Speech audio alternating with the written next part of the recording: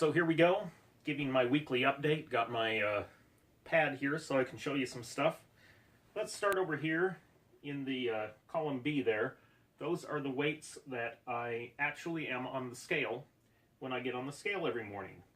And today, I'm 183.9, whereas just a week ago when I did this, I was 184.2. So that looks like only a 0.3 pound drop in weight, but that is exactly why I do not use these scale weights. Instead, if you look to the column next to it, you see that a week ago I was 187.15, and now I'm 185.78. So there's actually been the drop that I would expect. And up here in the column O, total weight lost 10.3 pounds, fat lost 12.18. And I want to go over something that I think is kind of bad, but a lot of people, when they're losing weight, they kind of fall into this weird little trap. And I'm going to show you how alcohol and dehydration would have put me in this trap. And I can't think of any men that I've ever heard say this before, but I've seen a lot of female like trainers, fitness trainers, nutrition. I've read it in books. It always seems to be women saying this, and what they say is something like, your weight can vary a lot from day to day, as we can see from my column 1 scale. So instead of weighing yourself every day, I mean, that's just going to depress you, is what they say. And they say, instead of weighing every day, just get on the scale every week to 10 days, maybe every 2 weeks. And that way, you're more likely to see a drop in weight. Well, while that's true that you're more likely to see the drop in weight, it can be really, really discouraging. So I want to show you a graph of my weight. And if you look at this graph, you'll see that my weight at the end of the graph went way up. Well, first it went way down, and then it went way up, and then it just started its normal path down again, but it's on the top half of the sort of trend line. And what happened there is, if you look at this column K that says alcohol, and you see this date on there that says 25%, that 25% of my calories from alcohol happened because I drank 3.5 beers. They were the last liquids that I consumed before bed. And 3.5 beers, when I say a beer, I mean 14 fluid ounces, so it's bigger than a bottle. It's homebrew, and it's 5%, roughly.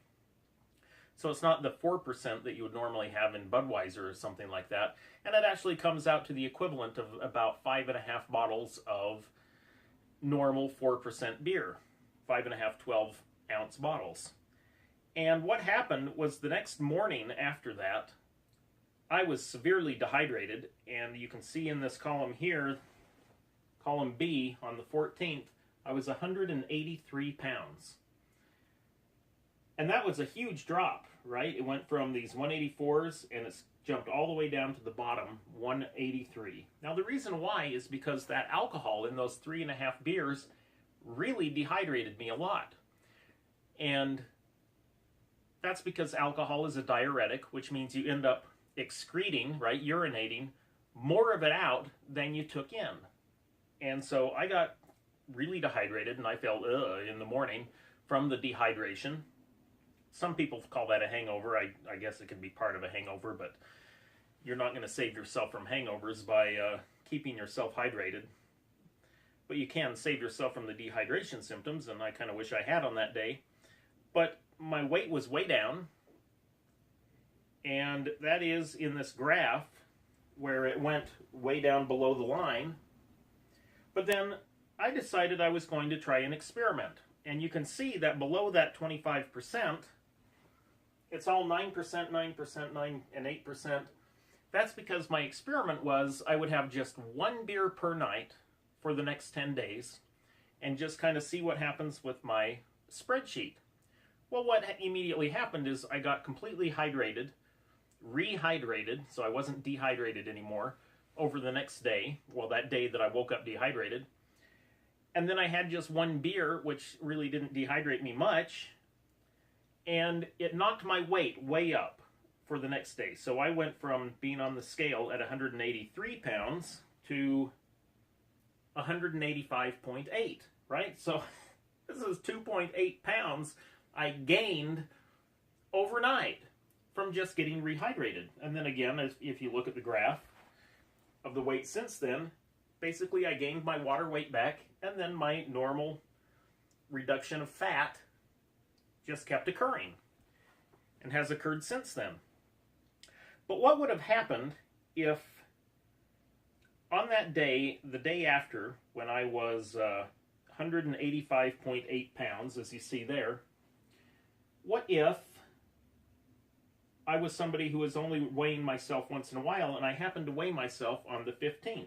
And suppose the previous day that I weighed myself was on the 4th, 11 days apart.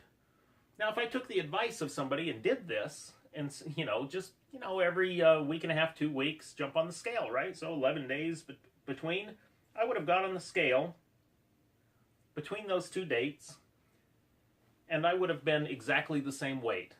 And yet, I am hungry all the time from being on this diet. I am hungry literally all of the time. I feel it. I know it's there.